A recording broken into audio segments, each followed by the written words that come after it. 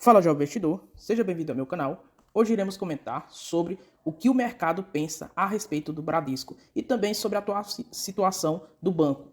E aí vamos entender se de fato isso é uma oportunidade ou devemos ficar longe do papel. Então, o que pensa o Itaú BBA a respeito do Bradesco?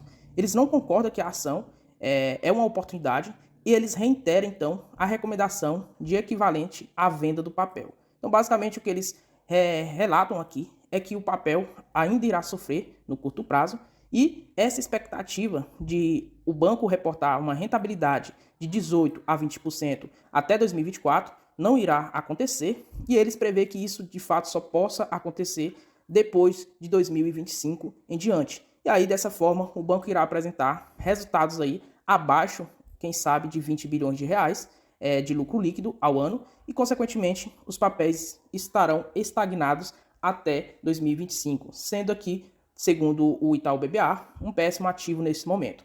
E aqui, em contrapartida a esse pensamento, eu acredito que seja interessante nesses patamares de preço, porque o banco apresenta uma boa margem de segurança. Além disso, essa estagnação, sim, de um cenário bem desafiador e que, de fato, essa rentabilidade de 18% a 20% possa ocorrer só a partir de 2025 em diante, irá acontecer, então, resultados bons para o Bradesco. Mas o que é que eu vejo? Eu vejo estagnação nas cotações entre 12 a 14 reais e aí as cotações irão patinar dentro desse cenário. É claro que eu não estou profetizando nada e nem adivinhando nada. Simplesmente o que a gente vê são as instituições recomendando a venda do papel e, consequentemente, o papel, então, ficará por um bom tempo nesses preços. E aí, consequentemente, também a gente vai ver um cenário desafiador nos resultados e cotações seguem resultados e como os resultados não são interessantes neste momento, irá continuar patinando. E aí, nesses processos de 2 anos, ou seja, 2023 e 2024, é um bom cenário para você montar uma boa posição no Bradesco. E aí, quando voltar a reportar bons lucros, consequentemente, as cotações irão acompanhar esses resultados e aí tende a colher bons lucros quem for paciente nesse momento. Aí, quando as cotações dispararem, junto com os lucros, aí provavelmente o Itaú BBA irá recomendar compra do papel, sendo que agora é que é interessante você estar adquirindo, caso você acredite que o banco irá se recuperar. Aí, dentro dessa perspectiva, vamos comentar os motivos do Banco Bradesco estar passando por esse cenário desafiador. Primeiro, vamos olhar aqui a taxa Selic ali nos patamares de 2% no ano de 2020. E aí, o que é que aconteceu nesse cenário?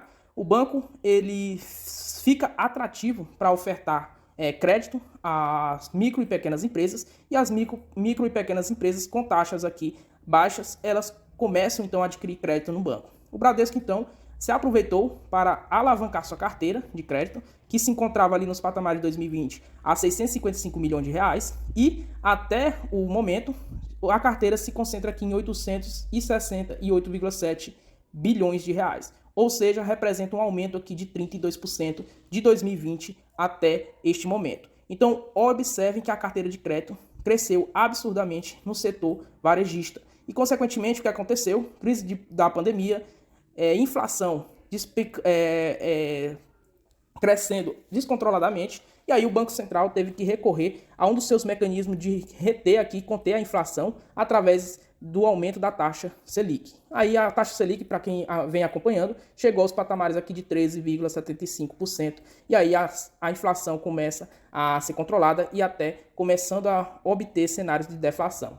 E aí, nesse cenário, a inadimplência começou a aumentar justamente tanto para a pessoa física e especialmente para micro e pequenas e médias empresas, chegando aos patamares aqui de 7%. Então o Banco Bradesco viu uma inadimplência sair de 2,6% para micro, pequenas e médias empresas para os patamares de 7%. Se a gente pegar aqui também o cenário de pessoa física em azul, você consegue observar essa mesma situação. Porque taxa de juros elevadas complica ainda mais desses credores aqui honrar com suas dívidas. E aí, consequentemente, faz com que a taxa de inadimplência aumente bastante. Então, esse risco de inadimplência aumentou e o banco tem que provisionar esse risco caso aconteça. E aí, se a gente observar a carteira de crédito total, o risco de inadimplência acima de 90 dias saltou de 2,5% para os patamares de 5,9%. Realmente é absurdo o aumento do risco de inadimplência na carteira do Banco Bradesco. E os executivos já reconheceram esse erro, falaram que, de fato, abriram a mão demais para o setor varejista e hoje a carteira de crédito é praticamente focada só no setor, ela movimenta a inadimplência do papel e, consequentemente, se a inadimplência estiver alta no setor varejista, ou seja, entre micro, pequenas e médias empresas, o total da carteira também irá ser impactado fortemente. Então, de fato, eles abriram demais a mão e, consequentemente, agora a posição da empresa é reter essa exposição, principalmente no varejo, e aí se expor a setores com menos risco de inadimplência, como, por exemplo, o agronegócio e grandes empresas. E aí eles já começam a trabalhar nesse sentido.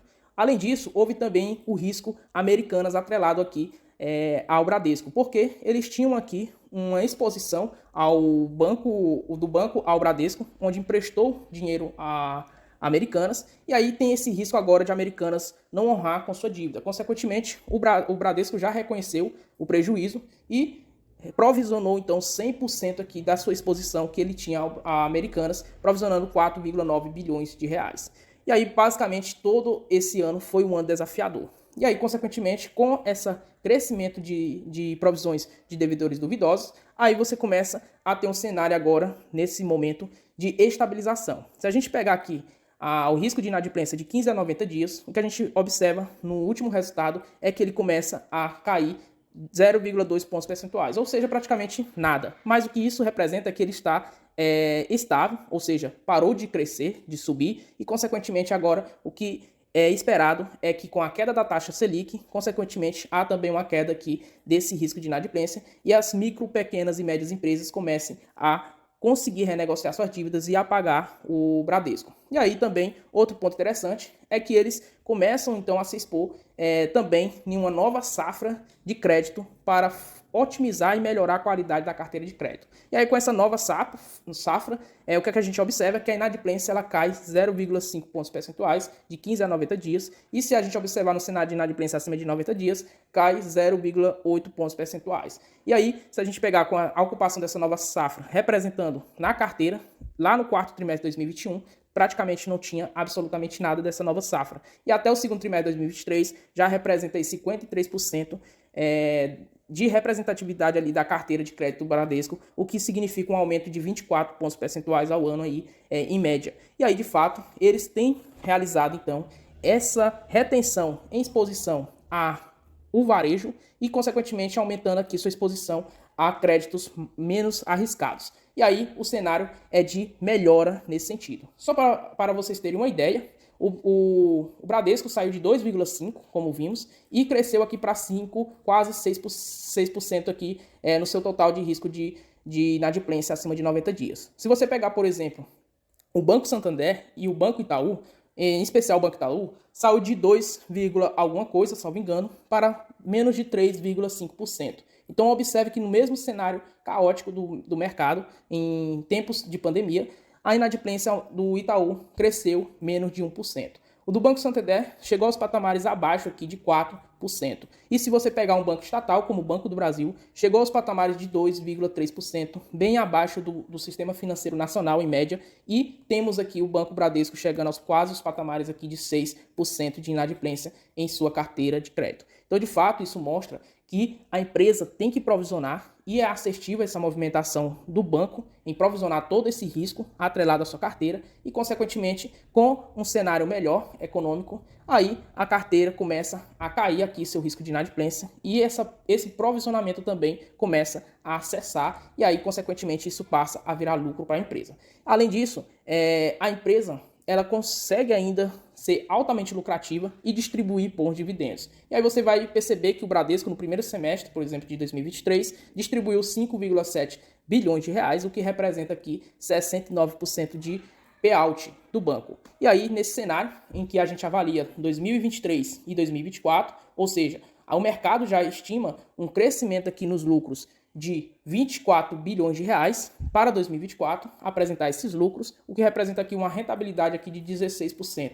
E aqui em 2023 apresentar um lucro líquido de 20,4 bilhões de reais. Ou seja, o próprio mercado já afirma que em 2024 haverá uma leve melhora nos resultados do banco. Aí dentro dessa perspectiva e conservando aqui o payout da empresa, que vem mantendo atualmente, a gente começa a observar que o dividendo yield ou seja, o retorno sobre o seu investimento nas cotações atuais é de 8,40% nesses patamares aqui de R$ 13,59. Se você pegar para o ano de 2024, o retorno em dividendos é bem melhor e já chega aqui aos patamares de 9,85% de yield. Aí no cenário de 2025, 2026, em que o banco irá reportar ali seus próximos 18% de rentabilidade, 16 a 16, 18, 20% de rentabilidade, o que a gente vai ver são lucros crescendo aqui, sendo reportado, quem sabe, 30 bilhões de reais. Aí a gente provavelmente vai ver um yield aqui de 10, 11% para quem vem adquirindo os papéis a esses preços aqui de R$ 13,59.